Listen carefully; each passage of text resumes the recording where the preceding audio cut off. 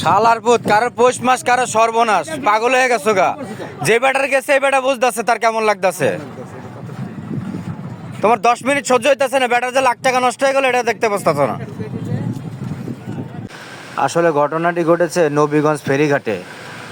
ঘাট থেকে উঠে পল্টনের যে ক্যানোপি, এখানে একটা চাক্কার ফাঁক ছিল। অসতর্কতা অবস্থায় পার হওয়াতে এই ডিমওয়ালা ভাইটি ডিমগুলো নিয়ে খাদে পড়ে যায় এবং অনেক ক্ষয়ক্ষতি হয়, হাজারখানিক ডিম নষ্ট হয়। গরিব মানুষ বেচারা কত টাকা বা লাভ করতো, বন্দরে গেছিলো সম্ভবত ডিম বিক্রি করতে। ফেরি পার হইতেই ঘটলো এই দুর্ঘটনা। অনেক মানুষ এই যে এটার উপরে দেখা যায় যে অনেক মানুষ একটু সাহায্য করে দিচ্ছে, আমিও সাথে ছিলাম। অনেক ডিম নষ্ট হয়েছে, অনেক। আসলে মানুষ পরিস্থিতির কাছে অনেক অসহায় হয়ে যায় মাঝে মাঝে। দেখা যায় এখান থেকে তার 1,000-2-3 টাকা লাভ হতো, কিন্তু ক্ষতি হয়ে গেল প্রায় অনেক টাকা। তো পরিস্থিতি আমাদেরকে অনেক সময় অসহায় বানিয়ে দেয়।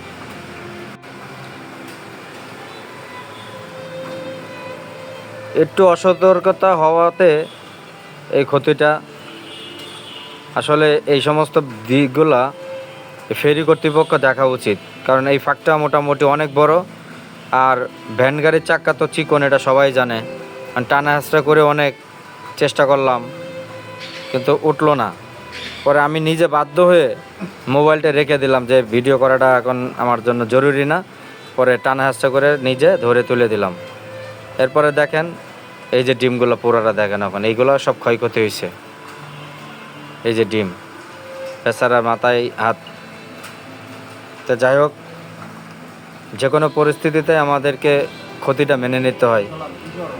বাইরে কত কষ্ট করে পরিশ্রম করি, পরিবার দেখে না, তারা শুধু টাকাটাই দেখে, টাকাটার পিছনে পরিশ্রমগুলো দেখে না। এটাই আমাদের পুরুষ মানুষের সবচেয়ে বড় কষ্ট, অনেক সময় বুঝতে চায় না অনেকেই। যাক, ভিডিওটি শেয়ার করে দেবেন, সবাই যেন এটা থেকে সতর্ক হয়ে যায়।